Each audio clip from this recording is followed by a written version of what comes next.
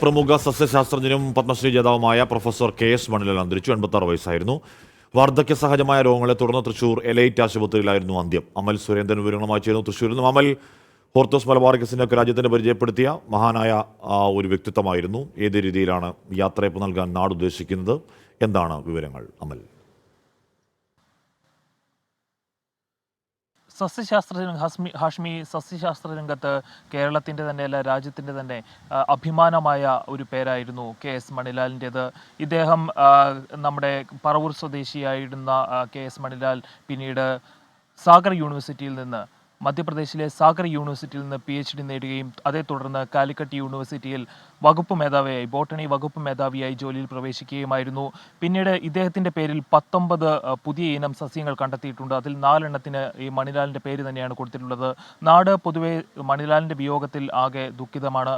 മണിലാലിന് പത്മശ്രീ നൽകി രാജ്യം ആദരിച്ചിട്ടുള്ളതാണ്. മണിലാലിൻ്റെ സംഭാവനകൾ എടുത്തു പറയേണ്ടത് ഹോർത്തൂസ് മലബാറിക്കസിൻ്റെ മലയാളത്തിലേക്കും ഇംഗ്ലീഷിലേക്കുമുള്ള പരിഭാഷയാണ്.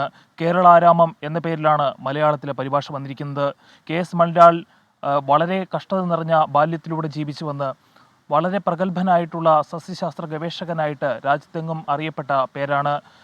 മണിലാലിൻ്റെ വിയോഗത്തിൽ അന്ത്യാഞ്ജലി അർപ്പിക്കുവാൻ വേണ്ടി സമൂഹത്തിൻ്റെ വിവിധ തുറകളിൽ നിന്നുള്ള ആളുകളാണ് വടകരയുള്ള ഈ വീട്ടിലേക്ക് വന്നുകൊണ്ടിരിക്കുന്നത്.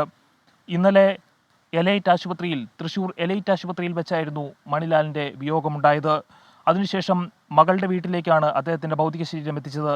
ഇപ്പോൾ ഇവിടെ പൊതുദർശനം നടന്നുകൊണ്ടിരിക്കുകയാണ്. ഇന്ന് 2 മണിയോടുകൂടി പത്മശ്രീ ജേതാവായിട്ടുള്ള കെ.എസ്. മണിലാലിന് രാജ്യത്തിൻ്റെ ഗാർഡ് ഓഫ് ഓണർ പോലീസ് നൽകുന്നതാണ്. ശേഷം വടകര SNDP പൊതുശ്മശാനത്തിൽ 5 മണിയോടുകൂടി സംസ്കാരം നടക്കും. ഹാഷ്മി. ഓക്കെ, അമൽ സുരേന്ദ്രനാണ് ആ വാർത്തയുടെ വിവരങ്ങൾ നൽകിയത്. അതൊരു